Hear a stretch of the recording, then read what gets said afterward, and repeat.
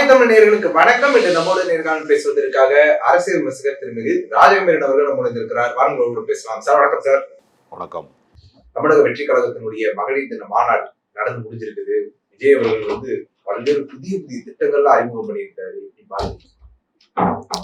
தமிழ்நாட்டிலே ஏற்கனவே இருக்கக்கூடிய திட்டங்கள்லாம் இருக்குல்ல, அந்த திட்டங்களுக்கெல்லாம் கொஞ்சம் தங்க முலாம் பூசுறது மாதிரி ஒரு கோல்டு கவரிங் சொல்லலாம். கோல்டு கிடையாது, கோல்டு கவரிங்.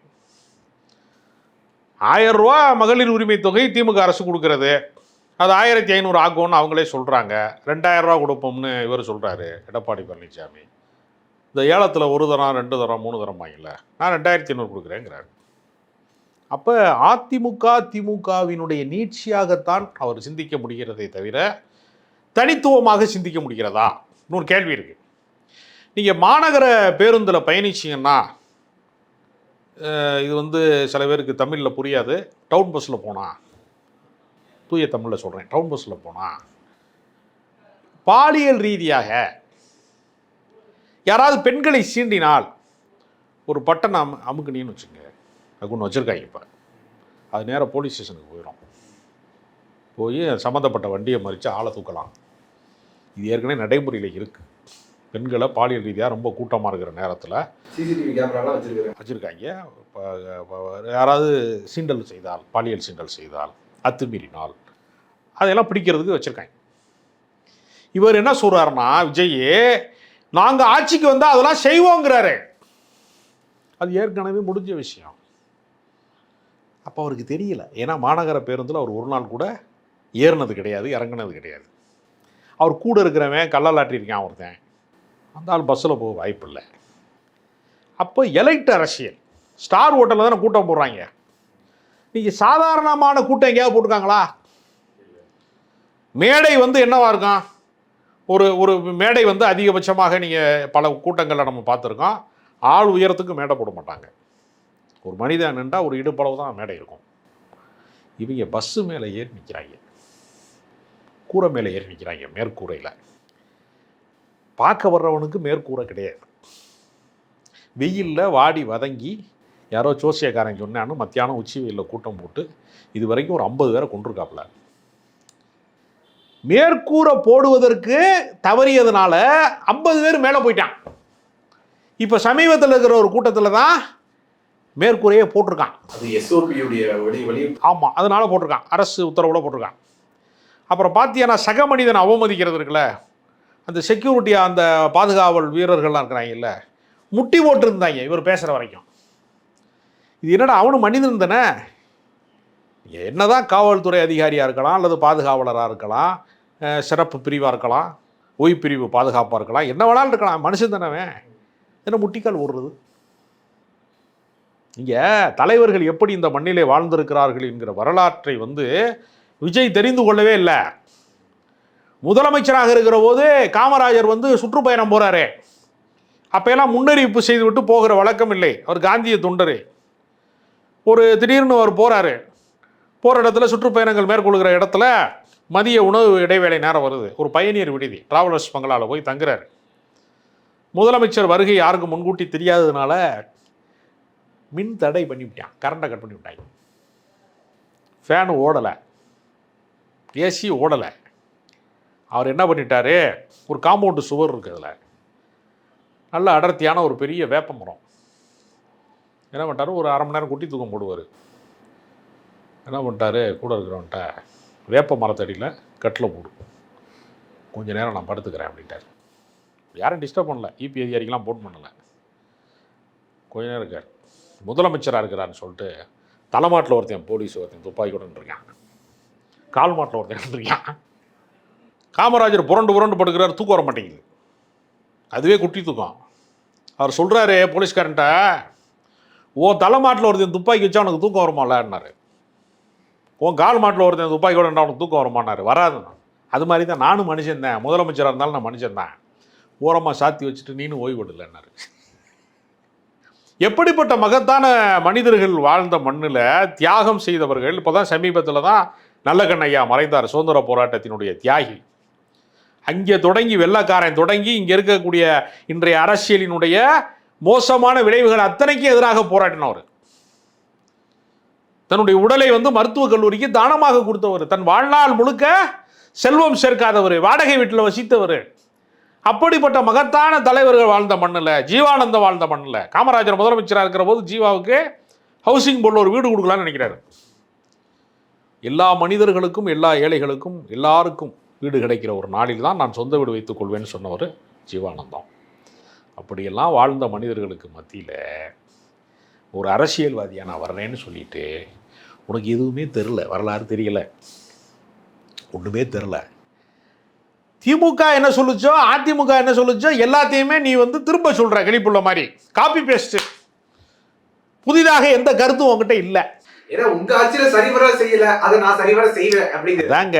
அவர் என்ன சொல்றாருன்னா, ஆண் இடையாளர் ஒரு ஆள் போட போறேன் ரேஷன் கடையில், பெண் இடையாளர் ஒரு ஆள் போட போறேன் அப்படிங்கிறாரு. ஏன் என்ன ஆம்பளை இடம் போட்டாலும் பொம்பளை இடம் போட்டாலும் ஒன்று தானே? முதல்ல பெரிய கொடுமை என்னன்னா, பெண்கள் பாதுகாப்பு குறித்து யார் பேசுவதுன்னு ஒரு விவஸ்தை வேணாமா? பேசக்கூடாதா? எப்படி பேசலாம்? மனைவியை துன்புறுத்தியதாக அவங்க வழக்கு போட்டிருக்கிறாங்க, வீட்டுக்குள்ள விட மாட்டேங்கிறாரு. இன்னும் சட்டப்பூர்வமாக அவங்க தான் மனைவி. நீ யாரை வேணாலும் கூட்டிகிட்டு ஊர் சுற்றலாம், தனி விமானத்தில் போகலாம், நீ சல்லாபம் இல்லை சரசம்லாம் ஆடலாம். சட்டப்பூர்வமாக சங்கீதா தான் மனைவி. அவர்களுக்கு அந்த வீட்டில் உரிமை இருக்கிறது. அவங்க லண்டனில் வந்து பிரிட்டன் குடியுரிமை பெற்றவர்கள். பிரிட்டன் குடியுரிமை பெற்றதுனால அவங்களுக்கு இங்கே வீடு கிடையாது. அவங்க என்ன சொல்கிறாங்க, வழக்கு முடிகிற வரைக்கும் எனக்கு இங்கே தங்குவதற்கு உரிமை இருக்கிறது அப்படின்னு அவங்க மனு கொடுத்துருக்குறாங்க. அப்போ பொண்டாட்டியை விரட்டி விட்டுட்டு, மகளை விரட்டி விட்டுட்டு, மகனையும் விரட்டி விட்டுட்டு, தோளுக்கு மேல் வளர்ந்தால் தோழன்பாங்க. உன்னுடைய மகனுக்கு தான் நீ காதலிக்கிற வயது, உனக்கு 52 வயசு. உன் மகளுக்கு தான் திருமணம் முடிக்கிற வயது. நீ இன்னும் பிளேபாயா வாழ்கிறங்கிற. நீங்கள் சராசரியாக வந்து ஊர் பக்கத்தில் இருக்கிறவன்லாம் 25 வயசில் கல்யாணம் பண்ணான்னா 52 வயசில் சம்பந்தம் பண்ணிடுவாங்க. பொம்பளை பிள்ளை கட்டி கொடுத்துட்டு பேரம்பேத்தி எடுக்கிற வயசு இது, கல்யாணம் பண்ணி பார்க்க வேண்டிய வயசு. நீ இன்னும் வந்து சில ஆள் பின்னாடி சுற்றிக்கிட்டு இருக்க. இன்றைக்கி பார்த்தீங்கன்னா நீங்கள் அதை பற்றிலாம் கவலைப்படாதீங்க. அதெல்லாம் ஒருத்தே கிடையாது.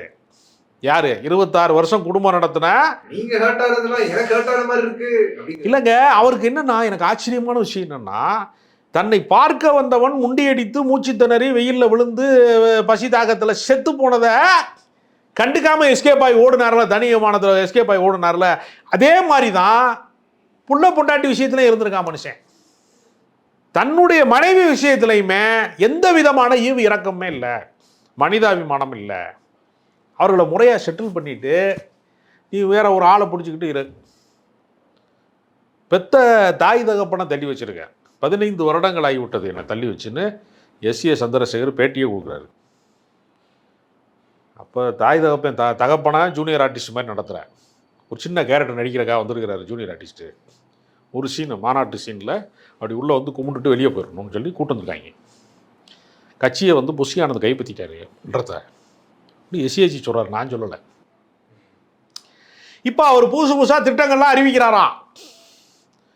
எப்படி திட்டங்களை அறிவிப்பாங்க சார்? தங்கம் 8 தங்கம் கொடுக்க போறாரா? அதாவது எவ்வளவு பிற்போக்கு சிந்தனை உடையவராக இருந்தால், பெண் வந்து கல்வி கற்று அவளை தகுதி மிக்கவளாக அவள் தன்னை மாற்றிக்கொண்டு ஆளுமை மிக்கவளாக மாற்றிக்கொண்டா அவள் சுயமாக சம்பாதிக்கிறாங்க.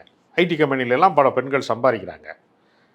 பல பேரை விட ஆணை விட அதிகமாக சம்பாதிக்கிறாங்க பெண்களுக்கு. பேலாம் ஆம்பளை 50,000 சம்பளம் இருந்தால் லேடிஸ் வந்து வீட்டில் மனைவியாக இருக்கிறவ 1 லட்சம் சம்பாதிக்கிறான். கல்வியினால தான் அது கிடைத்தது. இப்போ தமிழ்நாடு அரசு என்ன செய்யுதுன்னா, புதுமை பெண் திட்டத்தின் மூலமாக உயர்கல்விக்கான உத்தரவாதத்தை கொடுக்குறாங்க. மாதம் 1000 ரூபா கொடுக்குறாங்க. நான் முதல்வன் திட்டத்தின் மூலமாக கல்லூரி மாணவர்களை உருவாக்குறாங்க. போட்டித் தேர்வுகள், டிஎன்பிசி எக்ஸாம்லாம் இருக்கு இல்லையா, அந்த அரசு பதவி பெறுவதற்கான அதுக்கெல்லாம் ட்ரைனிங் கொடுக்குறாங்க அரசாங்கத்திலேருந்து. ஆளுமை மிக்கவர்களாக பெண்களை ஆக்குவதற்கு பதிலாக நான் பட்டுச்சேலை வாங்கி தர்றேன், ஒரு பொம்மை நகை தரேன், சோப்பு வாங்கி தரேன், ஆயில் வாங்கி தரேன், தாய்மாமே சீர் வாங்கி தரேன்னா நீ எந்த காலத்தில் இருக்க? முதல்ல பெண்கள் எந்த காலத்தில் இருக்காங்க? குழந்தைகளுக்கெல்லாம் பாருங்க. இல்லைங்க, ஏற்கனவே குழந்தைகள் மருத்துவமனை இருக்குல்ல, பேபி ஹாஸ்பிட்டலு, அதில் அரசு எல்லாமே இந்த கிட்டெல்லாம் கொடுத்துக்கிட்டு இருக்காங்க. எதுவுமே தெரில. டவுன் பஸ்ஸில் என்ன நடக்குதுன்னு தெரியல, அரசு மருத்துவமனையில் என்ன நடக்குதுன்னு தெரியல.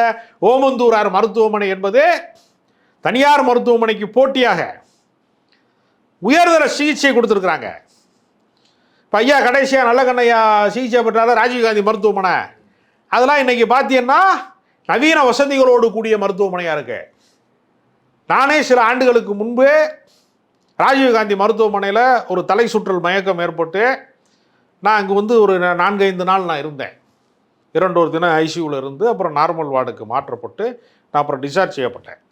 அரசு மருத்துவமனை என்பது இன்றைக்கி உயிர் காக்கக்கூடிய எல்லா கருவிகளும் கொண்டதாக அது இருக்குது.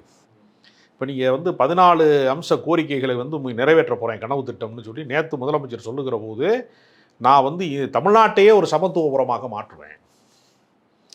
கிராமப்புறங்களில் எல்லாமே சாதிய தெருக்களாக இருக்கிறது. ஒரு சாதிக்காரனாக குடியிருக்கிறான். கோனார் தெரு, நாடார் தெரு, வன்னியர் தெருன்னு வச்சுருக்கான் பேரே. அப்படிலாம் வாழ்ந்துட்டுருக்கான். இப்போ அரசாங்கம் தொகுப்பு வீடுகள் கொடுக்கறது, வீட்டு வசதி வாரியத்தின் மூலமாக வீடுகள் கொடுக்குறதுன்னு வச்சுங்க. ஏன் பக்கத்தில் செட்டியார் குடியிருக்கக்கூடாது, எனக்கு பிடிக்காது, அவர் வன்னியர் வரக்கூடாதுன்னு சொல்ல முடியாது. எல்லா சமூகங்களும் அரசு குடியிருப்பில் இருந்தால் தீருமா.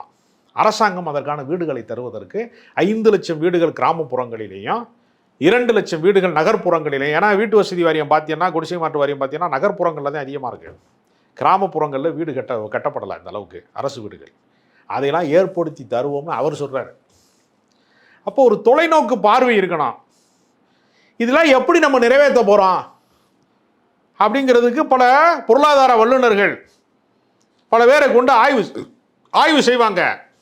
அப்படித்தான் எல்லாரும் தேர்தல் அறிக்கை வெளியிடுவாங்க. இவங்க அப்படிலாம் ஒன்றுமே தெரியல. இதற்கான நிதி எங்கேருந்து எடுப்பிய? 2500 ரூபா கொடுக்க போகிறேன் நான் அப்படிங்க சொல்லியல. அதற்கான நிதி எப்படி தரும்? இப்போ ஏற்கனவே 1000 ரூபா கொடுக்குறதுக்கே அரசாங்கம் திண்டாட்டுது. இப்போ அரசு ஊழியர்களுக்கான இடைநிலை ஆசிரியர்கள், தூய்மை பணியாளர்களுக்கான சம்பளம் போட முடியாததுக்கு நிதி நெருக்கடி இருக்கிறது. இவர் சொல்கிறாரு, ஸ்டாலின் ஒரு 30% அப்படி பாக்கெட்டுக்குள்ள வச்சுக்கிறாரு. நீ அரசியல்வாதியா முல்ல? நீனு ஒரு குற்றச்சாட்டு சொன்னால் எப்படி அரசாங்கத்திலே முறைகேடு நடக்கிறதுன்னு நீ சொல்லணும். குற்றச்சாட்டு சொன்னால் நான் வழக்கை சந்திக்க தயார். சவால் விட நான் அரசியல்வாதி. நான் மக்கள் மன்றத்தில் சொல்கிறேன், நான் நீதிமன்றத்துக்கு போவேன். ஜெயலலிதா தப்பு செய்கிறாங்க, இந்த மாதிரி வருமானத்துக்கு அதிகமாக சொத்து சேர்க்குறாங்கன்னு சும்மா மீட்டிங்கில் கூவலை திமுக. வழக்கு போட்டு அவரை சிறையில் தள்ளிட்டாங்க. அதுதான் அரசியல். தன் மீது சுமத்தப்பட்ட பழியை உடைச்சு 2G அலைக்கற்றை ஊழலிருந்து வெளியில் அந்த வழக்கு தள்ளுபடி செய்யப்படுகிறது. ஆராசா வெளியில் வர்றாரு. இப்போ அரவிந்த் கெஜ்ரிவால் மதுபான ஊழல் வழக்கிலிருந்து வெளியில் வர்றாரு. ஒரு அரசியல்வாதி தனக்கு என்ன விதமான குற்றச்சாட்டு இருந்தால் அதை நிரூபிக்கணும். நீ ஒரு குற்றச்சாட்டு சொல்கிற, உன்னால் நிரூபிக்க முடியுமா? என்ன கதை சொல்கிறது? எப்போ பார்த்தாலும் ஒரு யானை இருந்துச்சு, தேங்காயை கொடுக்குறதுக்கு பதிலாக சுண்ணாம்பு தடவிட்டு கொடுத்தாங்க. அது அடுத்த முறை வாழைப்பழத்துக்கு பதிலாக பஞ்சை வச்சு கொடுத்தாங்க. இதே கதை தான். ஜல்லிக்கட்டு மாடு வேகமாக வரும்போது ஒரு குட்டி பையன் குட்டின்னு புல்லை எடுத்து இப்படி காமிச்சான். அப்படின்னா அது அப்படியே ஸ்டன் ஆகி நின்றுச்சு. ஏடா சீரி வர்ற காளையை நீ பார்த்துருக்கியா? போல இல்லை, வேகமாக ஓடி வர்ற ஜல்லிக்கட்டு காளையை இப்படி ஒரு புல்லை எடுத்து காமிச்சா தான். அப்போ ஜல்லிக்கட்டு போராட்டத்தில் போகிற ஆளுக்கு பாக்கெட்டில் 2 புல்லுக்கட்டை வச்சுட்டு போனால் தான் பூராத்தையும் மயக்கி விட்ருவாங்கல்ல, கீழே சாச்சிடுவாங்கல்ல. அப்புறம் இதுக்கு தங்கச்சங்கிலி பரிசு கொடுக்குறான், காரு கொடுக்குறான், பைக் கொடுக்குறான், எல்லாம் கொடுக்குறானா இல்லையா? அலங்காநல்லூர் ஜல்லிக்கட்டுலேருந்து எத்தனையோ ஜல்லிக்கட்டை பார்க்குறோம்ல, பாலமேடு ஜல்லிக்கட்டுல எல்லாம் அவங்கெல்லாம் புல் வச்சுக்கிட்டா போகிறாங்க. நீ ஃபுல்லாக இருந்துக்கிட்டு நீ போகிற. உனக்கு புல்லு கட்டுனா என்னென்னு தெரியுமா? அரசு பள்ளிக்கூடம் என்னென்னு தெரியுமா? நான் முதலமைச்சரானா எல்லா கிராமத்துக்கும் வந்துடுவேன். எல்லா கிராமத்துக்கும் போகிறவன தானே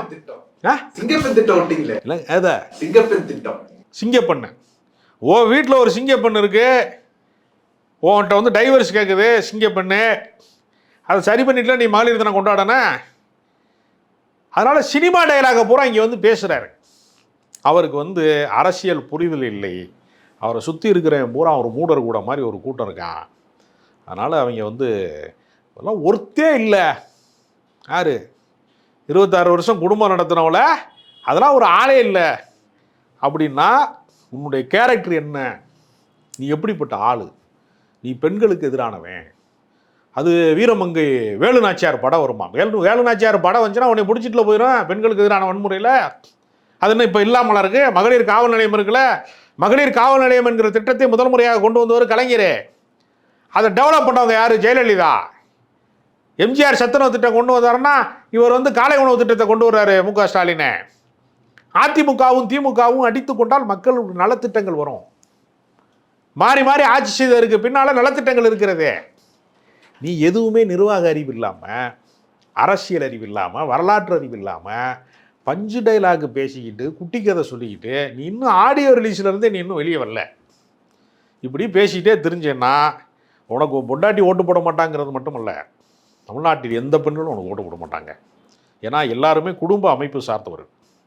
குடும்ப அமைப்பிலிருந்து வெளியேறியவர்கள் தான் கூலிப்படை கொலைகாரர்களாக இருக்கான், சமூக விரோதிகளாக இருக்கான், போதை கடத்துறவனாக இருக்கான். குடும்ப அமைப்பால் நேசிக்கப்பட்டவர்கள் தான் சிறந்த மனிதர்களாக உருவாவான். குழந்தையிலேருந்து அந்த பிரச்சனை இருக்குது. பாலியத்தில் வந்து பழகின பழக்கம் தான் நீங்கள் டீனேஜில் வந்து என்ன விதமான பழக்கத்திற்கு நீங்கள் ஆட்படுகிறீர்களோ அது உங்கள் வாழ்நாள் முழுக்க தொடரும். ஒரு செயலை ஒரு முறை செய்தால் பாவம், அதே தொடர்ந்து செய்தால் சுவாபம். அப்போ சிகரெட் குடிச்சான்னு வச்சுக்கோங்க, ஓரமாக போய் வாழ்நாள் பூரா குப்பு குப்புன்னு அடிச்சுட்டு தான் இருப்பான். அப்போ சரக்கு போட்டான்னா வாழ்நாள் பூரா சரக்குக்கு அடிமையாக இருப்பான்.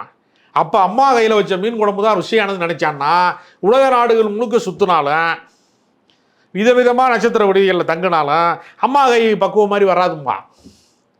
அந்த வயசில் கவிதை எழுதினவங்க வைரமுத்து மாதிரி ஆயிடுவான். அந்த வயசில் நீ டான்ஸ் ஆடுனா நீ நடிகன் ஆயிட்ட. அப்போ இளமை இது அந்த அந்த குழந்தை பருவமும் அந்த இளமை பருவமும் தான் ஒருத்தன் வாழ்க்கையை தீர்மானிக்குது. குடும்ப அமைப்பை சிதைக்கிறவன் சிறந்த மனிதனாக இருக்க மாட்டான். உன் மகனுக்கு நீ நல்ல தகப்பனா இல்லை, உன் அப்பனுக்கு நீ நல்ல பிள்ளையா இல்லை, உன் பொண்டாட்டிக்கு நீ நல்ல புருஷனா இல்லை. நீ என்ன யோக்கியதையில் எங்களை ஆள வேண்டும் என்று நினைக்கிறாய்? அதற்கான குறைந்தபட்ச தகுதியை கூட நீ வளர்த்து கொள்ளலை. நீ பிளேபாயாக இரு. பொது வாழ்க்கைக்கு வருகிற போது அதெல்லாம் மூட்டை கட்டி வச்சுட்டு நீ ஒழுக்கத்துக்கு திரும்பி இருக்கணும். நீ திரும்பாமல் தனி விமானத்தில் பயணித்து கொண்டு சொகுசு வாழ்க்கை வாழ்ந்து கொண்டு எதுக்கு எடுத்தாலும் ஸ்டாலின் சார் நீங்கள் பாக்கெட்டில் தூரத்தையும் வச்சுருக்கீங்க, பாக்கெட்டில் இருக்கிறதெல்லாம் எடுத்து காட்டு. அவரை வீழ்த்தனா அவரே 40 வருஷம் போராடி தான் அரசியலில் வந்து இந்த இடத்துக்கு வந்திருக்கிறாரு. அரை நூற்றாண்டு போராட்டத்தெல்லாம் அவர் வந்திருக்கிறாரு. கலைஞருக்கு மகனாக பிறந்தாலும் அவர் போராடி தான் இந்த இடத்தை அடைந்திருக்கிறாரு. அதனால் யாருக்குமே வந்து பூக்களால் நிரம்பிய பாதையில் அரசியலில் யாரும் முன்னுக்கு வர முடியாது. அதனால் அதற்கு உழைக்கணும், அதற்கு நீண்ட தூரம் பயணிக்கணும். மக்களின் நம்பகத்தன்மையை பெற முடியாத ஒருவன் நீ வீடாளுவதற்கே தகுதி இல்லை, நாட்டை எப்படி நீ ஆள போகிற? அதனால் விஜய் அவர்களுடைய இந்த கனவு திட்டம் இருக்குல்ல, கலர் கலராக ரீல் சுற்றுறாங்கடா அப்படின்ற மாதிரி காதில் பூ வைக்கலாம், பூ மாலையே போட்டாங்க நீ. அதனால் விஜயினுடைய அரசியல் என்பது தமிழ்நாட்டிலே வெல்லாது. அது காங்கிரஸ் கூட்டணி வரும்னாங்கே வரல, ஓபிஎஸ் வருவார்னாங்கே வரல, இந்த பக்கம் யாராவது வருவாங்கன்னு பார்த்தா ஜான் பாண்டியன் வருவாரா வரல, கிருஷ்ணசாமி வருவாரா வரல, யாருமே வரல. யாரோட கூட்டணி இல்லை, கூட்டணியே யாருடையுமே இல்லைன்னோட திரிசாவோட தான் கூட்டணிங்கிறாங்க இப்போ. அதனால அது ஒரு நடிகர் சொல்றாரு, அது அவங்களுடைய தனிப்பட்ட விஷயம், அரசியல் விஷயத்தை பத்தி பேசுங்க அப்படிங்கிற. நீ பொது வாழ்க்கைக்கு வருகிறதுனால தான் உன்னிடத்தில் நீ ரோல் மாடலாக இருக்கணும். உன்னை பின்பற்றக்கூடிய இளைஞர்களுக்கு நீ ரோல் மாடலாக இருக்கணும். உன்னிடத்திலே அந்த தனி மனித ஒழுக்கம் தொடங்கி பொது ஒழுக்கம் வரைக்கும் எதுலேயுமே நீ உருப்படி இல்லை. அதனால் ஒரு நாளும் நீ தலைவனாக முடியாது. அதற்கான தகுதி உனக்கு எப்போதும் கிடையாது. உங்களுடைய நேரத்தை ஒதுக்கி எங்களோட கருத்துல பண்ணமைக்கு நன்றி சார்.